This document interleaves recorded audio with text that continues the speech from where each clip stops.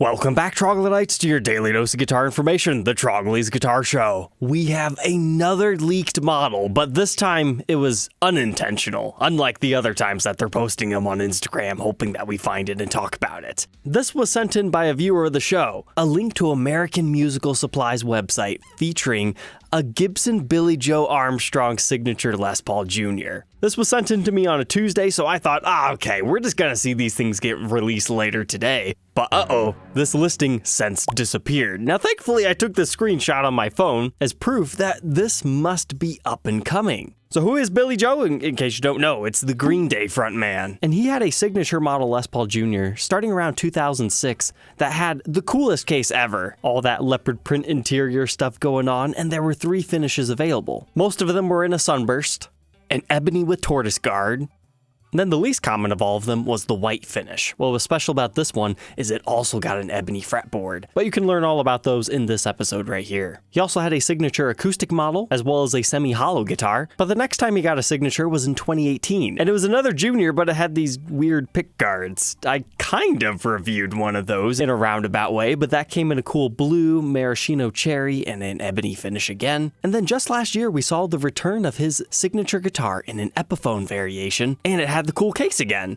So I was really hoping and praying we might see another Gibson release of the juniors, and it appears that is going to be the case. But they're going to be $2,499, and they're coming in 2 finishes. The new color is Silver Mist. But besides just that silver finish, it looks like they're also doing his classic vintage ebony that he's done on most of his signatures. We got the return of that tortoiseshell pickguard as well. Now, $2,500 for a Les Paul Jr., that's kind of expensive. I mean, the original collection Les Paul Jr. is only $1,600, so for a $900 upcharge, they best be making these specs even more fantastic, which I really don't know how they're gonna do that, because the current day juniors are so much better than the juniors that were being offered when the initial Billie Joe run was out there. I am excited to see these things return, because, I mean, that's about what the old ones sell for on the used market, so maybe they're just trying to pinpoint that price point. And reading through the spec sheet, it does look like this is just a very tried and true reissue of the first one, in the fact that he still left the humless dog ear P90 in here, which a lot of people did not like and ended up replacing later on aftermarket. And hey, look in here, it does look like we're going to be getting the return of that signature case. It says Billie Joe Armstrong Protector Series hardshell case. So that makes me think it's that new chainsaw reissue one, but it says it's a pink exterior with leopard print interior. That's going to be interesting if that truly is that chainsaw case, a big pink one of those. All right, maybe the upcharge is starting to make sense. Speaking of new models, remember Gibson's exclusive finishes? We had the cool P90 335 and all these other great guitars that come in an ebony finish only through the Gibson website. We also have this nice selection of olive drab greens, and now they're coming out with a new deep purple. Now, I don't believe that has anything to do with the band, so don't buy this thinking they're signatures, but we've got a deep purple ES335. That is brand new. Gibson does not offer enough purple guitars, so I'm glad they're at least offering it here. And then check this out, a $2,500 purple Les Paul Classic. That headstock's looking a little bit different. Are they changing things up over at Gibson? And it looks like they are, in fact, making the whole thing purple. And then you also have the option of a Les Paul Special at $1,800. This one's actually been out for a couple of weeks, so I was really excited when I saw 2 additional models come into the ranks. The next guitars I want to share with you tonight are just phenomenal examples that have shown up. So I was doing some research and I ran across this old forum post from November of 2020 of somebody custom ordering an awesome SG Custom. Look at this thing. They have some sort of a burl maple top on this thing, but it's not a top, it's the entire body. It's really weird because it reminds me of some of those like really heavy 7-string chuggy style guitars, because that's usually what gets a burl top. And typically I'm not a big fan of those, but this one maintains its elegance at the exact same time. But this just looked particularly fantastic, especially the fact that we don't have a pickguard on it, so you can really just absorb all this in. Gold hardware, good choice. Not sure how I feel about the reflector knobs with the black plastic here, but you know, whatever. I guess it kind of matches the whole speckledness here. But no, ladies and gentlemen, that's not why I'm showing you this guitar. I mean, that was okay, but look at the back. So tight and blistered. It reminds me of like a really fancy rug or one of those 70s couches that are brown. But then look at this. Your backplate is made out of a quilted maple material. That is such a Cool piece. And yeah, sure, if that's not enough, it also has the 5-piece maple neck. 2 stripes of walnut going down the center, and the ultra flamedness going on. I don't think the headstock has anything fancy, but those were the only 3 photos that were shared on that particular post. So probably an SG custom based on what we've got going on here with our fretboard. But who knows, maybe they did a matching burl headstock veneer. But this next one, brace yourselves. We've got one for the lefties. So I actually saw this on Instagram or something similar earlier, and I thought it was a non-Gibson product. And then I saw it get listed on Reverb as a Gibson product, and wow, I've never seen Gibson get quite this fancy in the modern day. So it's one of those double cut Les Paul specials, except for we've got a Firebird pickup in the neck position. We've got what appears to be a P90 in the bridge, so that's normal. But instead of a wrap tailpiece, we've got an ABR1 bridge in the stop bar tailpiece. They've really simplified the controls to, wow. Really simplified the controls. There's no toggle switch. That has to be either a master volume, master tone, or just 2 volumes. That is insane. Then we can see our output jack here, but look at this body. It is a straight up piece of koa. Now to hide the neck tenon here, they still had to put some sort of a cover over it, which kind of looks a bit doofy, but whatever. But look at this fretboard. I love it. It's an ebony rosewood ebony sandwich. The last time Gibson used that was on the beautiful The Les Paul models, and that had to have been where the inspiration came from. Looks a little bit naked without having all the other fancy binding along the edges, but alright, it's a step in the right direction. We no longer have dot inlays here. We actually have custom block inlays, but they're done up in abalone. So that makes this even more fancy. But then you get to the headstock. No holly veneer, you've got what appears to be a quilted maple veneer. Makes it really hard to read our decal here, but that doesn't really matter. You've got an abalone Gibson logo.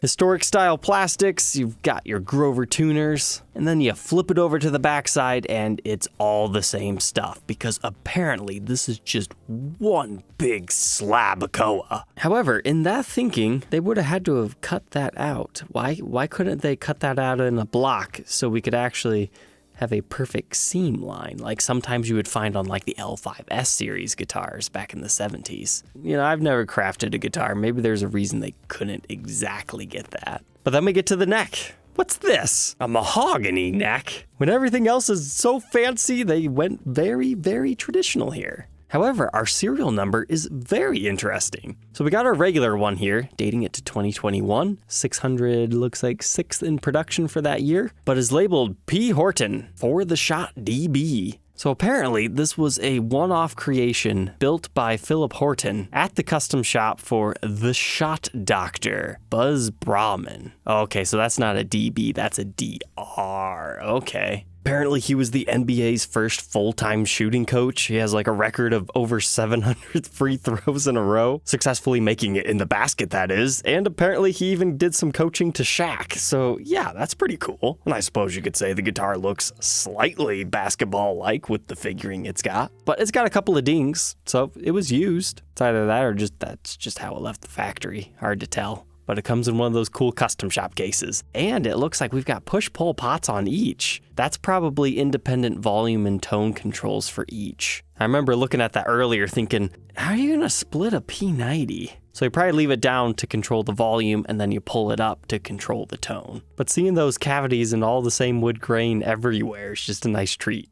But how much are they wanting for this custom boutique lefty guitar? $8,000. Now granted, that's used. I mean, if you were trying to custom order that, it was probably 12 to 15, who knows? It's really hard to say how much something like that is worth because it is so customized. If this was a righty, I probably would have threw him an offer. It kind of gives me vibes of the SG Flying Eagle. So these things are made out of flamed koa. Now, maybe not as cool because it's a 2-piece body, but you know, it is what it is. Some of these have cooler figuring than others.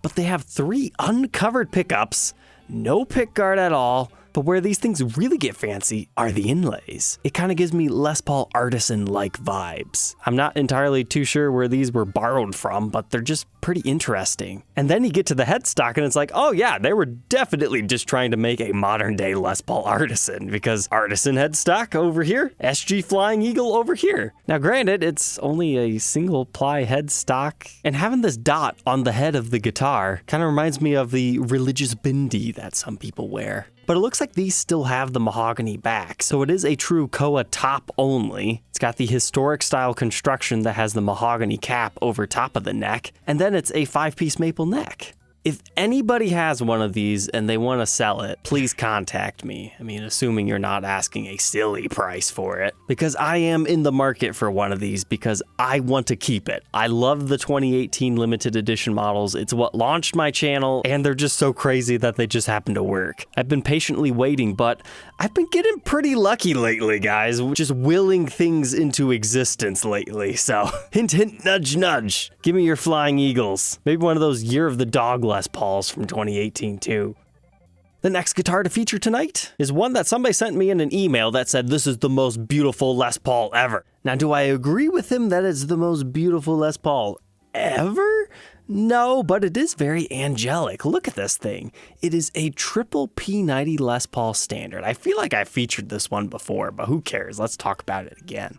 You can tell it's got some flame figuring as well as your general wood grainedness going on everywhere, but yet it's plain at the same time. And the whole cream plastics and gold knobs really plays off that whole angelic vibe. But what's really strange about this is the fact that we still have a mini toggle on this. I mean, this is a modern day guitar. I mean, if we look at our serial number, I mean, just looking at that specifically, it could mean a whole bunch of things, but this is probably a 2007, it'd be my guess. So at this point, without reading the description, do I think it's factory original or not? I would guess modified, but remember, we haven't read the description yet. We gotta play detective here. What's really bugging me about this, though, is the center seam appears to not be centered. So maybe this did start life as a 2007 gold top. They stripped it back to find this beautifulness, and then they routed it for the third P90 and then added that switch that, if I had to guess, probably turns that middle pickup on and off. That way you can get all the different tones. So with that on, it's probably neck,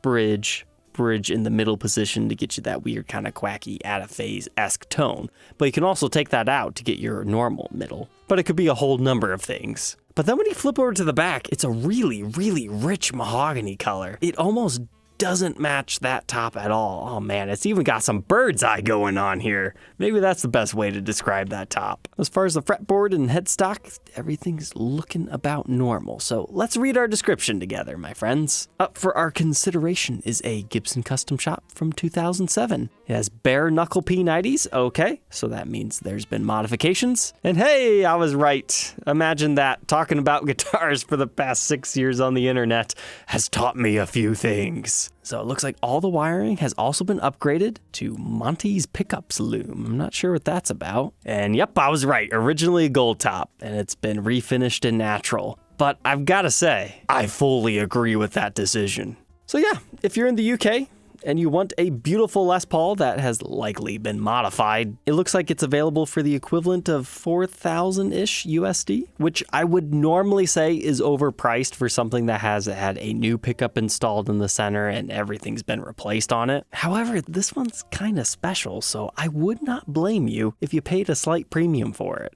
And hey, since we're talking about the UK, I thought I would give a big congratulations here to Mr. Mark here. He has done it. He found his birth year guitar. So he sent me his driver's license with all the good details blurred out so you guys can't see. But here's his birthday, 10/9/1986. He found a studio standard, which you can learn about in this episode if you're not familiar with that model, with a serial number of 86 for 1986. That's a match. And 253rd for the day of production. I hope that I don't find out that that doesn't match, because then I'd have to burst his bubble. So Google says the 253rd day of the year is September 10th. Uh-oh. I got scared there for a second, my friends.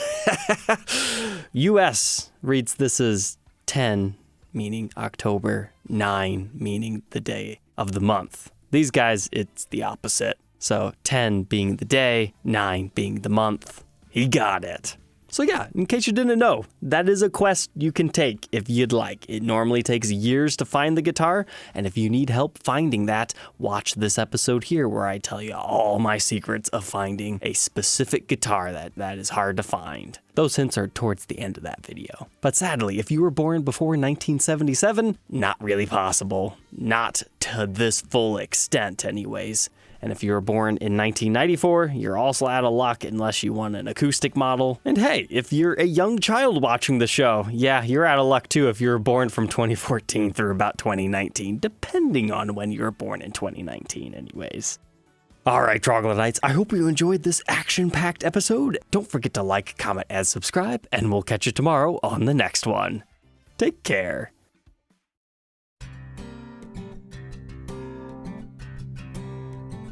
If you're looking for some more guitar fun tonight, why don't you check out my first 1950s Les Paul Standard? That thumbnail's looking pretty good, isn't it? It's a 1954. There's no horrible, gruesome modifications done to it or anything, so you're totally safe to click on this.